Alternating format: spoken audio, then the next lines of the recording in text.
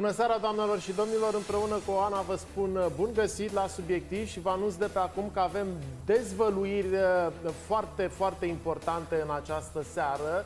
Veți vedea niște lucruri incredibile care se petrec sub nasul nostru, am putea să spunem, deși ceea ce este în spate, evident că nu poate fi văzut chiar așa de oricine. Vom discuta despre mega-operațiunea Cioloș, rețelele din spatele premierului, cât costă investițiile în această operațiune, cine sunt cei care o coordonează și cei care o execută. Da, și sigur o să vorbim și despre o răsturnare incredibilă de situație în cazul Oprea, pentru că veți vedea de ce generalul Oprea a căzut din puț în lac. O să vedeți aici de ce folosim această expresie pe invers, de ce a căzut el de fapt din puț în lac. Veți vedea de asemenea și felul în care mama lui Bogdan Gigină luptă singură împotriva generalului Oprea după ce senatorii ieri au decis ca acesta să nu fie urmărit penal pentru ucidere din culpă, dar și un mesaj care creează multe controverse, o declarație a lui Gabriel Oprea însuși. Până atunci, ceea ce ați văzut acum pe ecran este imaginea cu premierul Cioloș care a împânzit Bucureștiul. În mediul online se spune că sunt sute de astfel de stencil, de matrițe imprimate pe clădiri din București. Pe unele dintre ele scrie deasupra acestei fotografii a premierului stanțate pe clădire: continuăm. Da. Cine este în spatele acestei împânziri a Bucureștiului? Element surpriză. Element surpriză. Artistul se recomandă de la sine, ca să spun așa, și vă spunem ce text a plasat cel care face aceste lucruri pe reddit.com. Zice așa: sunt artistul stradal care pictează chipul premierului Dacian Cioloș cu ajutorul unei matrițe pe pereții Bucureștiului. Cred că este un premier bun. Și, ca reprezentant al străzii și persoană activă în comunitatea Alt Art, m-am gândit că este ceva ce pot să fac pentru a-mi arăta susținerea, spune acest tânăr, care sigur că ține să rămână anonim, ca să fie fără... Continuarea mesajului este și mai interesantă. Este doar un element pe care îl discutăm în această seară, doamnelor și domnilor, în legătură cu această operațiune. V-am dat primul element, îi salutăm pe invitații noștri, doamna Rovana Plumb, PSD, bună seara, domnul Mircea Dorha, PNL, vă mulțumim că sunteți aici, de asemenea domnului Andrei Gera din partea ALDE. Vor fi cu noi la telefon Bogdan Chirac și Mugur Ciuvică pentru a analiza împreună această operațiune. Bun, noi v-am dat deocamdată începutul. Chipul lui Cioloș pe toate gardurile, ca să zic așa, și artistul care dorește evident să rămână anonim, nu? Pentru că nu așa, anonimatul salvează operațiunea, ca să zic într-un anumit fel. Sigur că artistul probabil că este și convins că ceea ce face nu e chiar legal, pentru că a picta pe pereți orice chip și nu numai orice chip nu e deloc legal. Interesant este că atunci când este provocat la discuții, respectivul susține că postează de pe contul unui prieten, numai că cei care la rândul lor intră în această discuție descoperă că e fake contul respectiv, că n-are prieteni, că este o apariție surprinzătoare pe acest site din acest punct de vedere. Ce spune cetățeanul care se recomandă ca fiind artistul stradal care pictează chipul premierului? Probabil, ce interesant că vorbește la plural, probabil vom fi aduși în fața justiției pentru vandalism și distrugere. Te întreb însă dacă merită un pic de fără de lege pentru o adevărată înfăptuire a justiției. Da, merită, răspunde singur. Cred că fiecare dintre noi am pune un pic mâna să revoluționăm lumea, ar fi toată România un pic mai mult Cluj, atenție, și un pic mai puțin Vaslui. Nu mai zic, eu atâta știu să fac, răspunde acesta. Da, e foarte interesant, adică vorbind el de un pic de fără de lege, deci o asociază oare cu Clujul, mă gândesc eu așa ca simplu cetățean care iau drept bune toate propozițiile din postarea sa. Așa, o primă impresie vreau să vă întreb, pentru că avem multe să vă spunem, o să vedeți, operațiunea e vastă. Ce impresie? Și operațiuni asumate, miniștri pe canalul YouTube, de conspirări despre investițiile în fotografiile de la guvern făcute de premierul Cioloș. Urmează. Da. Ce impresie vă face așa la prima vedere cele pe care le-ați văzut până acum, doamna Rovana Plumb? Păi, în primul rând că propaganda se străduie din răsputeri ca să arate cât de bun este premierul Cioloș și că trebuie să continue. Ce aș prelua eu din ceea ce a spus cel care a postat, da, fără de legile pe care le face Cioloș prin guvernarea neperformantă și o guvernare care nu a adus decât măsuri pur și simplu care... de fără de lege, atenție, încălcări de lege, între ghilimele, păi dacă tot a zis că își asumă ce a spus, fără de legile, respect, nu? N-am spus așa, să mai citim o dată, un pic de fără de lege pentru o adevărată înfăptuire a justiției. Întrebarea e ce legătură are cu imprimarea chipului premierului pe toate clădirile din București cu înfăptuirea justiției. Ce act de justiție o fi acesta? Mai ales că justiția, înțeleg că trebuie să fie independentă de orice persoană politică. Absolut, numai că Dacian Cioloș sau Dacian Julian Cioloș pretinde că nu este om politic, deși se comportă și comunică politic. Numai în declarațiile pe care le-a făcut ieri, da, în Parlament. Am asistat pur și simplu la prezentarea unor intenții de viitor. El a fost susținut în declarații de către doamna copreședintă sau semipreședintă, cum spune Liviu Dragnea, a Partidului Național Liberal, cu intenții de viitor, mai mult decât atât acțiuni care n-au niciun fel de rezultat de până acum, mai mult experimente care au fost făcute într-un laborator și care nu au adus nimic bun pentru români și pentru România. Haideți să vedeți o altă latură a operațiunii. Asta este operațiunea chipului Cioloș pe toate gardurile. Există și o altă operațiune pe care o descoperă. Care nu vrea să-și dea identitatea, că putea să spună, da, mie îmi place premierul ăsta, ăsta e contul meu de Facebook sau de ce vrea domnia sa. Nu, contul nu există. Ăsta e elementul, doamnelor și domnilor, care ne-a atras atenția, că nu e de aici, de acolo, să zugrăvești un pic așa câteva sute de clădiri din București. Sigur, și în multe cartiere, adică nu e grupat într-o singură zonă, e împânzit București. Dar e clar că e o campanie electorală de susținere. Am văzut-o chiar și astăzi când veneam spre dumneavoastră, chiar vis-a-vis de televiziune, pe o clădire undeva jos de Senat. E o campanie clară, pentru că ea a demarat odată cu postarea pe Facebook a premierului Cioloș, sau cel puțin așa cred, eu am văzut-o astăzi, desenul, când a spus că nu pleacă la Bruxelles, rămâne în România să continue. Așa că eu cred că ar trebui să termine cu șarada pe care o tot arată și să-și asume apartenența la partidul politic. Și dumneavoastră, domnul Dolha? Nu am văzut-o, dar am văzut originalul astăzi în Parlament. Ieri, pardon, scuzați-mă, că astăzi deja am votul final. Nu, este reușită stampa aceasta și cred că are talent cel care a făcut-o, însă vreau să spun că n-aș fi atât de impacientat cum este doamna Rovana Plumb, de exemplu. Dânsa uită că domnul fost premier Victor Ponta era oră de oră pe toate ecranele și se împingea în toate microfoanele ziariștilor, numai să fie dânsul ce care... Da, știți care e diferența? Că Ponta era pe ecrane pentru români, în timp ce Cioloș e pe tot felul de ziduri. Și tot domnul Ponta a fost cel care a inventat, dacă vă amintiți, apariția ziariștilor acolo în ședințe de guvern, înainte, pe ora, să vedeți ce face pentru români, câte fapte bune. Și a făcut. Era o chestiune asumată. Nu era cu un cont care nu există, cu un cetățean care nu se recomandă. Vreau să spun ceva foarte important. Doamna Rovana Plumb are așa, și domnul Dragnea de altfel, așa o spaimă cumva că românii nu ar da votul.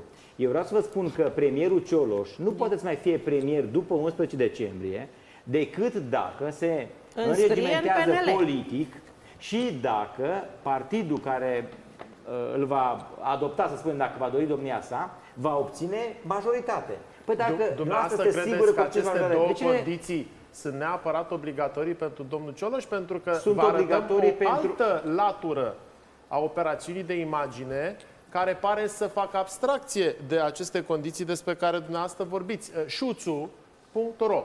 Știe toată lumea blogul respectiv. Vechi, Cristian Șuțu. Sigur. Iată ce descoperă ziaristul. Zice așa: în ultimile zile, fotografiile postate pe site-ul oficial al Guvernului conțin în metadate cel puțin un nume nou, Steluța Popescu. Informațiile mele spun că din noua echipă de fotografi va face parte și Radu Bădoiu, fotograf profesionist cu care am colaborat în urmă cu mai mulți ani. Cel mai renumit proiect recent al lui Radu este www.biciclescu.ro.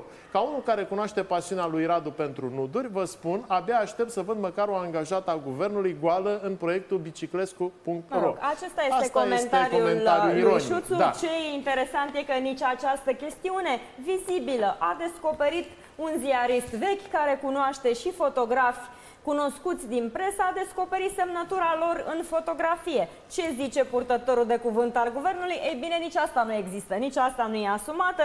Domnul Iulici, au fost foarte multe discuții cu foarte mulți fotografi de la începutul mandatului. Nu știu exact despre acest nume Bădoiu. Nu urmează să se angajeze mai mulți fotografi în perioada următoare. Fotografii sunt cei pe care știți, pe care îi vedeți aici în sala de presă a guvernului. Nu am cunoștință despre numele pe care le-ați pronunțat. Nu, dar fotografiile lor Vreau sunt să fac o precizare pentru cei care nu cunosc.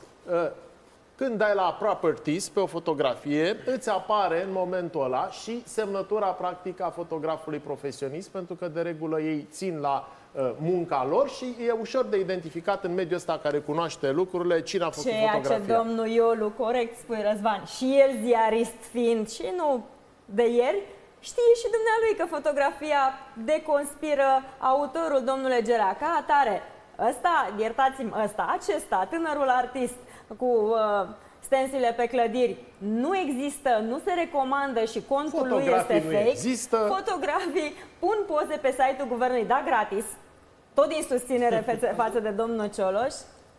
Eu totuși cred că are o scăpare acest artist. A uitat să-i facă un cerculeț așa deasupra capului, să-i spunem sfântul până la urmă, pentru că numai un sfânt poate să mai fie la nivelul premierului, un premier care de altfel, sigur, ne-a dat numai lucruri bune în acest an când a guvernat și mă gândesc că aici să nu dăm foarte multe exemple, măcar faptul că n-am reușit să atragem un leu din fonduri europene, în schimb îl lăudăm și îl ridicăm pe un piedestal la care cu greu se mai poate ajunge. Să știți că asta este una din laturile operațiunii, pentru că mai există altă operațiune și anume operațiunea YouTube. Guvernul și-a făcut filme pe YouTube. Miniștrii comunică chiar și când n-au ce comunica pe YouTube, ca să înțelegem toate laturile operațiunii. Iată câteva exemple. N-au făcut nimic.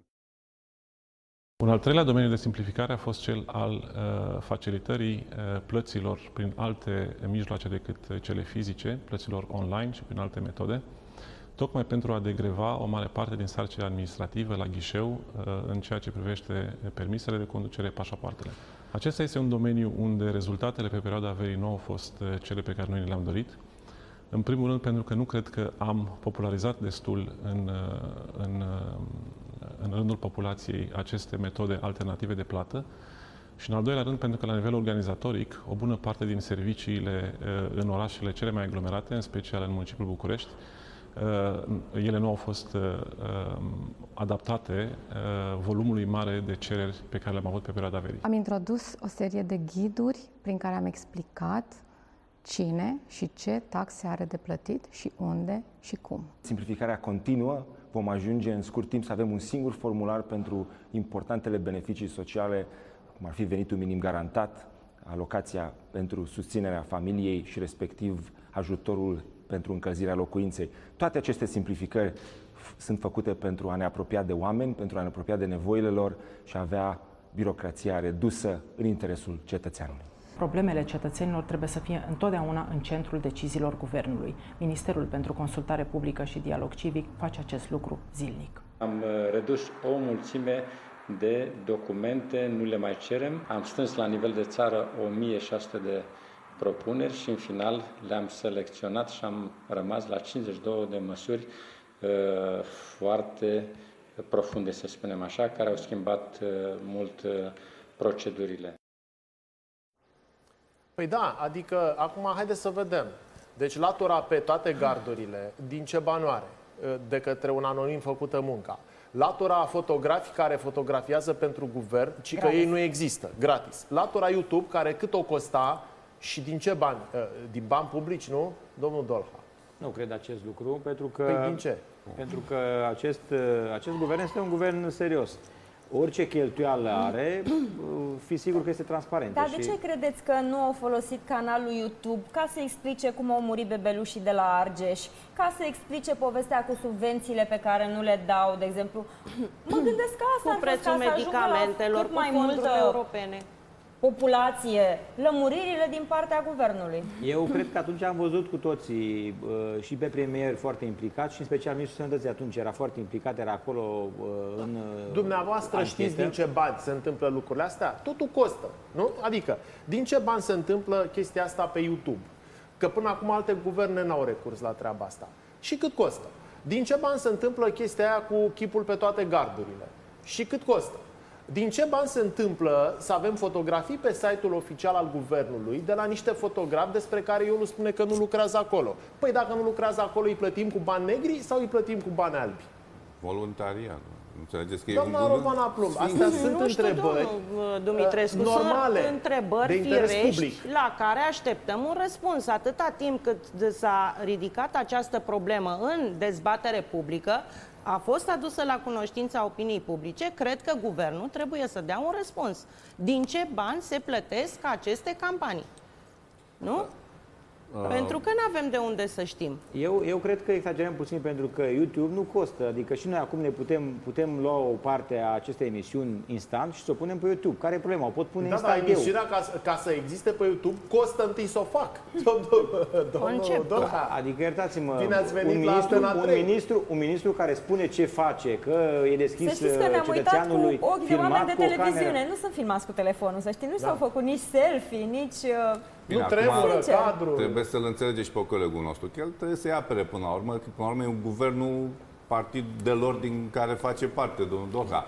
Nu știm că e PDL sau PNL, în fine. Dar, vedeți, lucrurile până la urmă se duc într-o direcție. Noi vorbim de această campanie, câteodată am putea să o considerăm firească. Dom'le, vin alegerile, oamenii vor să se implice în campanie, dar să ne spună clar pe față, ei fac parte dintr-un partid politic, sunt susținuți de un partid politic, nu odată. Vă aduceți că am vorbit de criza bebelușilor și de alte probleme și de faptul că nu s-au dat încă banii la agricultori. Vă aduc aminte că domnul Cioloș a spus tranșant că nu va candida și că nu va intra în politică. Lăsați, câte minciuni se spun în politică, din păcate, dar vă spun așa, noi am avut moțiune în Parlament depusă împotriva unui ministru care a apărut acum în acel clip. În YouTube. Da, în acest clip din YouTube. Partidul Național Liberal a ieșit din sală ca să-i asigure omului quorum, practic lipsa de quorum, ca să nu fie votată acea moțiune, deși, în mod evident, acest om nu este făcut pentru postul pe care îl ocupă. Bun, vom discuta despre scopul acestei operațiuni, domnule ministru, să se vopsească. Avându-l și pe Bogdan Chiriac la telefon. Bună ziua, domnule Chiriac, și mai dăm un element. Și discursul premierului se rostogolește pe Facebook într-un mod profesionist, într-un mod profesionist, cu rapiditate și industria postează articole de pe Hot News cu titluri răvășitoare. Vă citez unul dintre ele: Dacian Cioloș, 2 puncte. Pentru mine, patriotismul și țara sunt lucruri mult prea profunde pentru a veni cu ele să le expun în piață publică pentru a câștiga niște voturi. Opa, voturi. 10.700 share-uri și like-uri. Adică pentru cine e campania și cu ce scop dacă nu se candidează, cum inițial spunea domnul Cioloș, domnule Chiriac? Dar nu mai crede nimeni că nu se candidează, dacă îmi permiteți. Am înțeles că USR-ul a anunțat că 6 distinși miniștri sunt așteptați pe listele lor. Ceea ce, mă rog, e în favoarea Partidului Național Liberal. Că 6 inși din ăștia îți bagă sub nivelul mării USR-ul. Câte vreme miniștrii respectivi, în sondaje, au niște valori foarte înalte de încredere, între 1 și 2%. În privința domnului Cioloș însă este altceva. Iar întrebarea mea astăzi este de ce face campanie împotriva președintelui Klaus Iohannis. Păi cum face asta? Păi când a anunțat că merge la adunarea generală a ONU și va fi însoțit de soție care a ales să-și plătească singure cheltuielile de deplasare, faceți automat legătura cu deplasarea președintelui Iohannis de anul trecut, De asemenea, împreună cu soția, că așa cere protocolul, unde, în mod firesc, cheltuielile au fost plătite de dumneavoastră. Păi credeți că sunt comparabile? Președintele de obicei e însoțit de prima doamnă. Știți, prima doamnă există ca instituție. Prima doamnă prim-ministru nu cred că e o instituție. Doamna Zamfir, prima doamnă nu e instituție în România, e doar în Statele Unite. Și asta e o chestiune clară de campanie electorală a domnului Cioloș. Păi, deci stați puțin ca să ne lămurim. Campania cine o face? Pentru că până acum e anonim cel care îi pune chipurile pe toate gardurile, deși probabil costă măcar vopseaua. E anonim fotograful care fotografiază, dar fotografiile apar la guvern. Iolu zice că nimeni n-a fost angajat. Nu știm cât costă treaba asta. Nu știm cât costă operațiunea YouTube, care este profesionist făcută, cu camere profesionale filmate. Deci, până la urmă, cât costă, cine e în spate și cine se ocupă și în folosul cui? Sunt întrebări legitime, dar ați avut ceva asemănător și la campania domnului Traian Băsescu din 2009. La campania pentru prezidențiale. Erau foarte multe lucruri oculte. Da, da, vedeți aici, iertați-mă, domnule Chiriac, aici înțelegem. Era cu mafia la Băsescu, cu Cocoș, am văzut cum zburau milioanele de euro cu geanta, cu chinezii, cu cât a plătit Cocoș. Am aflat de la Gabriel Sandu ce s-a întâmplat cu banii. În cazul domnului Ponta, zice DNA-ul că Ghiță a plătit cu Blair, cu așa mai departe. În cazul domnului Cioloș, de unde vin bănuții pentru aceste operațiuni? De unde să vină? Cine e Ghiță a lui Cioloș, ca să zic așa? Încerc o ghicitoare așa. Cred că din economiile proprii, de pe vremea de când era comisar european pentru agricultură la Bruxelles. Haideți, doamnă, hai să fim serioși. Sunt întrebări legitime la care nu există un răspuns. Important este că se face această campanie electorală și că nimeni nu este interesat să afle cine o face și pe ce bani. Fiindcă, mă rog, în viața asta am învățat că nimic nu e pe gratis. Ei, tocmai de-aia punem întrebări. Ok, deci dumneavoastră spuneți că e și o campanie de diferențiere de președintele Iohannis. Deci Cioloș e pe cont propriu și mai trage și cât o smetie domnul Iohannis, înțeleg. Nu știu dacă a făcut-o deliberat, dar dacă spuneți că este o campanie bine orchestrată, pe stradă, pe YouTube, pe internet, înseamnă că există o strategie de campanie. Există și o coordonare, probabil. Sigur că da. Cu oameni, cu specialiști, cu postaci, cu bani, cu tot ce trebuie. De ce, cum, în ce fel? Bun. Fiindcă domnul Cioloș înțeleg că lumea luminată dorește să rămână... Păi stați puțin că avem răspunsul de la domnul Cioloș. Iată o captură pe o conversație de pe Facebook în care domnul Cioloș recunoaște ceea ce nega la începutul mandatului. Vedem imediat captura, pentru că este extrem de interesantă. El răspunde unor oameni impacientați. Mergeți înapoi la Bruxelles, Dacian Cioloș. Nici o grijă, nu merg nicăieri, mai am treabă aici. Mai am treabă aici. Ce vă spune? Că pleacă înapoi când termină mandatul sau că o să caute o formulă să rămână, să continue treaba aici? Eu sunt tot mai convins, domnule Dumitrescu, că domnul Cioloș va rămâne premier la București și după alegerile din această toamnă. Bun. Domnul Dolha. Mai am treabă aici, poate să însemne să-și termine mandatul dat de către Parlament până după alegerile parlamentare, adică până în 11 decembrie. Eu vreau să vă spun că toate partidele din Parlament au votat investirea acestui guvern, l-au susținut și vreau să vă întreb ceva. De ce domnul Gerea, nedemocratic, nu a fost votat de către cu respect, eu la cunoștință care e majoritatea în Parlament de PSD. De ce nu dă jos guvernul? De ce nu-l demite pe premier, domnul Gerea? De ce nu faceți asta? Este prea târziu în acest moment să o mai facem. Acum e târziu? Și până la urmă am respectat un angajament care a fost luat de către o majoritate. Noi n-am putut să facem la momentul respectiv nimic. Am avertizat însă prin vocea lui Călin Popescu-Tăricianu și nu odată și noi că este vorba de un guvern care nu are ce căuta la Palatul Victoria, nu reprezintă pe nimeni, n-are nicio responsabilitate față de nimeni, pentru că n-a fost votat și dacă previzibil, iată, a și dat greș, nu va răspunde în fața nimănui pentru ne greșelile pe care le-a făcut și faptul că a dat România înapoi cu un an de zile. Vorbeam, Liviu Dragnea spunea aseară, domnule Dolha, că ar fi însemnat un guvern Cioloș 2, pentru că până în alegeri doar atât ar fi rezultat.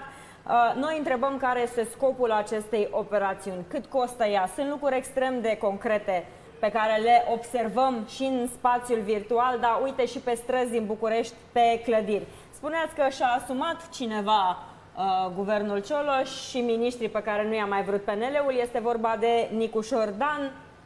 Câți la bucată, cine sunt ăia, vedeți imediat. Din urmă cu o lună sau două, am nominalizat 3 persoane care se încadrează în tipul de oameni pe care îi așteptăm la... care spuneam noi că se potrivesc cu ce așteptăm noi la USR. Am nominalizat pe Vlad Voiculescu, pe domnul Ghinea și pe Dacian Cioloș însuși. Mențin chestiunea asta. Cu cine vorbim, asta evident că nu o să vă spun, pentru că nu e corect față de cei care vorbim. Dan Anelbaru a scandalizat pe mulți când a anunțat că renunță la școală pentru copilul său și va trece în regim de homeschooling. Cum ne distrugem copiii? În școlile românești sau făcând școala acasă? Cea mai fierbinte dezbatere astăzi la Sinteza Zilei. De la 21 vei vedea povestea copiilor educați acasă de părinții lor. Vei auzi argumente pro și contra și vei decide dacă este o revoluție sau o prostie. Apropo, știați că Bach, Newton, Benjamin Franklin, Charlie Chaplin, Winston Churchill, Venus și Serena Williams au făcut școala acasă? Cum sunt, de fapt, milioanele de copii educați în acest sistem? Astăzi, de la 21 la Sinteza Zilei cu Mihai Gâdea, cel mai urmărit talk show din România, la Antena 3. Ar merge toți acolo. Da, deci Nicușor Dan vrea vreo 6 miniștri. 9 dintre ei au plecat, unul pe lună e media până acum, dar Nicușor Dan vrea 6 miniștri. Și mai adăugăm un personaj, Moise Guran, care a plecat de la postul de televiziune speculându-se că va fi în mediul politic undeva. Este și el fanul domnului Cioloș cu un slogan No Go Ciolo, care a reușit să atragă 20.000 de like-uri și share-uri. Deci, noi acum știam de la doamna Udrea, poate că sunt toate curate și de bună credință, dar noi am aflat de la doamna Udrea și din dosarele domniei sale cum Facebook-urile astea costă extrem de precis, așa, 30 de bani mesajul, like-ul și share-ul. 30 de bani. Am văzut o operațiune extrem de bine zugrăvită. Unde? În dosarele DNA. Da. Păi, haideți să vedem. Punem cap la cap toate lucrurile astea până la urmă. Cât credeți că costă la prima vedere, doamna Robana Plută? Până acum, știu, nu pot să-mi dau seama, dar sunteți costă. oameni cu experiență în partide, ați trecut prin campanii cu toții. Cât costă, domnule, ceea ce ați văzut până acum? Nu pot să fac o evaluare cât ar costa, dar suportabil așa cum cea Bogdan Chiriac din economiile domnului Cioloș? Nu cred că mai este pe linie. V-am întrebat doar dacă, din punctul ăsta de vedere... Nu cred. Cred că depășește nivelul de economie ale domnului Cioloș. Pentru că să știți că o campanie electorală și un folos necuvenit care e leitmotivul pentru agățarea multor politicieni poate fi, în lipsa răspunsurilor concrete la întrebările noastre, aplicată acestei campanii a domnului Cioloș, domnule Dolha. Sau un folosul domnului Cioloș, că poate dânsul nu știe. Domnul Dumitrescu, domnul Cioloș este un ardelean serios, pentru că eu știu bine satul de unde provine și e aproape de Maramureș. Omul acesta nu încalcă legea, iar dacă cineva are, nu știu, o suspiciune sau vreo dovadă, e clar că imediat poate să avem facă întrebări, nu e vorba de plângere. suspiciuni sau dovezi, avem întrebări fără răspuns. Păi nu poate să coste mult, ar fi culmea să vă suspectați propriul coleg de breaslă, pe domnul Guran, că îi percepe bani că a făcut un slogan, de exemplu. Vedeți, beneficiul în imagine, l-ați auzit în dosare? Eu mă aș teme pentru domnul Cioloș. Beneficiul în imagine, îl bifăm. Beneficiul în capital electoral, îl bifăm. Acum, dumneavoastră, în partid sunteți într-o mega situație. Da. Domnul Blaga e chemat la DNA pentru că s-a dat cu mașina lui domnul Popa, șeful la IPJ Bihor. Păi acum, dacă domnul Cioloș are în spate un băiat ăsta care pune imaginea lui până tot Bucureștiul și face capital electoral, dacă îl cheamă DNA-ul și îl întreabă ce i-ați dat băiatului? DNA-ul poate să cheme pe oricine. Nu toți cei pe care cheamă DNA-ul sunt vinovați. Repet, acest om este un om serios, îl știu un ardean serios și nu cred că... și domnul Blaga, Păi poate de aia pretinde că nu e om politic. V-ați pus întrebarea asta, eu acum ascultându-vă pe dumneavoastră. Da? Apropo de beneficiile electorale, poate de-aia pretinde că nu e om politic și a intrat în dita mai campania electorală. Uite, eu îmi pun această întrebare. Dacă într-adevăr este un om serios, atunci să-și asume candidatura politică și apartenența la o formațiune politică. Poate nu s-a hotărât. Dacă e PNL sau dacă e USR. Păi dacă spune că e serios, atunci să fie serios măcar în ceea ce îl privește, că în ceea ce privește țara, treaba pe care a făcut-o e una de mântuială. Asta este foarte clar. Și dacă totuși nu candidează, nu ar fi bine să ne cerem sau să vă cere scuze atunci noastră? Dacă îmi vorbește de... Nu, pentru că din ceea ce a postat pe Facebook reiese clar că vrea să continue și că a început să-i placă. Această susținere necondiționată. Victor Ponta, care face cea mai imagine. Din păcate, această susținere necondiționată, în fața evidenței pe care o practică reprezentanții PNL-ului, eu nu o înțeleg. Eu înțeleg că vom avea și mă aștept la această toamnă în care nivelul ipocriziei și al populismului să ajungă undeva sus de tot unde n-a mai fost până acum. Poate doar campania din 2008, când PDL-ul a câștigat alegerile cu un mesaj extraordinar de optimism și guvernul de atunci al lui Tăricianu nu a reușit să ducă mai sus de Partidul Național de 19%. Dar ceea ce văd eu, că orice s-ar întâmpla rău la Palatul Victoria sub conducerea acestui guvern Cioloș, în viziunea Partidului Național Liberal este bine. Faptul că s-a încercat modificarea codului fiscal pe ușa din dos, pe ascuns, faptul că au murit niște bebeluși și n-avea niciun răspuns, faptul că nu s-au dat bani la premier, astea sunt lucruri adevărate și importante. Tema aceasta e o campanie care vine și încearcă să îmbrace aceste nerealizări. Haideți să spunem că toți trei de aici, de la această tribună, suntem în campanie. Însă nu mai pe roata, pentru că PNL-ul a spus imediat că nu e de acord cu modificarea codului. Spuneți odată pe față, nu mai mințiți oamenii, nu mai încercați să fiți altceva decât sunteți, să vă prezentați în altă lumină. Vreți ca îl aveți candidat, îl înscrieți în PNL pe domnul Cioloș, foarte bine, domnule, noi îl vrem pe Cioloș în PNL. Dar afirmați odată deschis, nu mai încercați să păreți mironosițe, voi nu știți, voi n-ați făcut parte la guvernare de a sprijini guvernul din toate puterile, nu știți ce se întâmplă, alții fac, alții spuneți, odată, noi suntem în spatele acestei guvernări dezastroase pentru România. Vă rog, nu ne acuzați de minciună și am să vă mai spun un lucru. Spuneți românilor că aveți majoritate în Parlament și că nu PNL-ul vă susține guvernul. Deci dumneavoastră sunteți chiar ipocrită. Inclusiv până ieșirea din sală și nu odată, inclusiv în această emisiune. O majoritate consolidată în Parlament cu dumneavoastră nu poate să se împece de o minoritate cu dumneavoastră. O moțiune de cenzură este inutilă și nu mai are niciun efect. Suntem oameni politici aici, de respect și fără considerație, poate așa mă auziți, să trecem și mai departe. V-am înțeles punctele de vedere. Văd că așa seamănă cumva cu o imagine vintage de pe vremea ilegaliștilor comuniști, poza asta al negru pe ziduri. Noi am semnalat, doamnelor și domnilor, care sunt elementele acestei operațiuni pe care o constatăm în desfășurare pe multiple planuri și vom reveni asupra ei pe măsură ce adunăm elemente. Mergem însă la subiectul următor și la o declarație extrem de controversată a fostului vicepremier Gabriel Oprea în legătură cu Bogdan Gigină, cel care și-a pierdut viața în coloana care îl însoțea pe domnul Gabriel Oprea. Veți vedea informația pe care o aduce Răzvan Dumitrescu în legătură cu felul în care Oprea a căzut din puț în lac, invers decât zicala, și mai ales veți vedea felul în care mama lui Bogdan Gigină a ales să lupte singură cu fostul ministru pe care îl acuză de pierderea fiului său. Declarația controversată sună în felul următor și vă rog să fiți foarte atenți pentru că e foarte importantă nuanța. Este foarte ciudat, fiindcă în acea zi, zice Oprea, din câte știu, a trecut de 4 ori pe lângă această groapă. Înainte să ajungă echipajul de poliție și motociclistul, au fost avertizați prin radio. Li s-a spus urmează lucrarea și au confirmat. De altfel, poate nu e lipsit de atenție, cel de pe mașina de poliție era nașul tânărului polițist. Din ce știu, chiar i-a spus, nu cred că e bine să vii în seara asta. Dacă era un profesionist, ...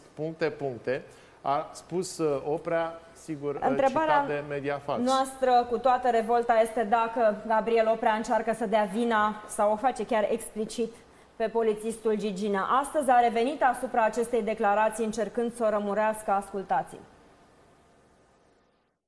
Din păcate, să știți că la datorie se pot întâmpla și tragedii. Când mă întorc, ce ați vrut să spuneți când ați afirmat că dacă era un profesionist ar fi verificați exact. Îmi spus că era un profesionist, nu dacă era un profesionist. Verificați exact. Era un profesionist.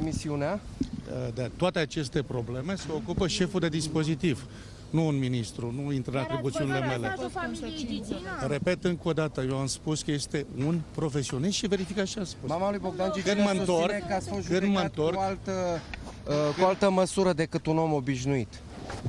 Sunt proceduri parlamentare pe care nu le-am făcut eu. Când mă întorc, o să vă spun câteva cuvinte. De ce nu ați vrut să voteze colegii Dacă vă considerați nevinovat, de ce nu ați venit aici la instanța supremă să decide o instanță acest lucru? De ce le-ați cerut colegilor să vă apere și nu ați lăsat procurorii să vă ancheteze? Fiindcă sunt chiar nevinovat. Cu nuanța profesionist sau îndoindu-se de profesionalismul lui Bogdan Gigină, restul textului este, doamna Plumb, extrem de clar. Gabriel Oprea spune, au fost avertizați prin radio, li s-a spus urmează lucrarea, în mașină era chiar nașul lui care i-ar fi spus, nu cred că e bine să vin seara asta. Dă vina Oprea pe Gigină, din punctul dumneavoastră de vedere, da sau ba? Doamna Stancu, este clar că în seara aceea a avut loc o tragedie. Rămâne durerea părinților, rămân regretele, dar rămân și o serie de întrebări. Și rămân și aceste afirmații pe și care rămân și și aceste afirmații, dar eu cred că, cel puțin din punctul meu de vedere, cu justificat interes, ar trebui să vină niște nelămuriri vis-a-vis de ceea ce s-a întâmplat sau lămuriri în ceea ce privește revolta ce poate efectiv rezulta tragicul accident. Din descifrarea declarațiilor domnului Oprea transpare și din postarea doamnei Carmen Gigină, mama lui Bogdan. Este emoționantă postarea, plină de revoltă. Este a treia după votul de ieri. Despre acest lucru vom discuta după ce o să vedeți postarea.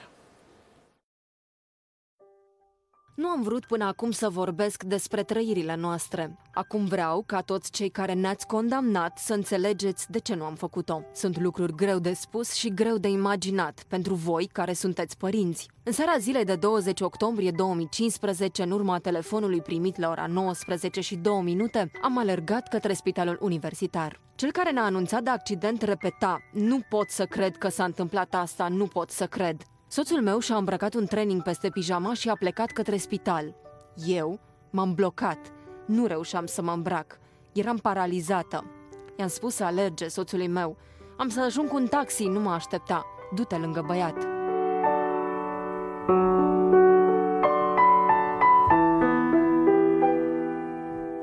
Am ieșit în stradă căutând un taxi. Greu de găsit. Afară ploua torențial. Am pornit către zona Unirii spunând rugăciuni pentru viața copilului meu. Nu-mi păsa că oamenii se opreau și mă priveau ca pe un om debusolat. Nu-mi păsa decât de el, de copilul meu. Imploram divinitatea ca el să fie bine. În momentul în care am intrat în spitalul universitar, am avut impresia că toată lumea mă cunoaște. Cel de la intrare a întrebat: sunteți mama polițistului accidentat? Mi-a arătat ușa unde copilul meu era resuscitat. Am intrat și acolo am găsit un copil. Copilul meu complet desfigurat, cu gâtul retezat, cu chipul plin de sânge. Pardoseala era plină de sânge. M-am prăbușit la picioarele lui, sărutându-le și...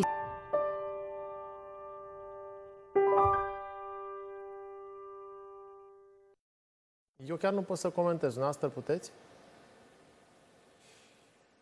Este o durere foarte mare pe care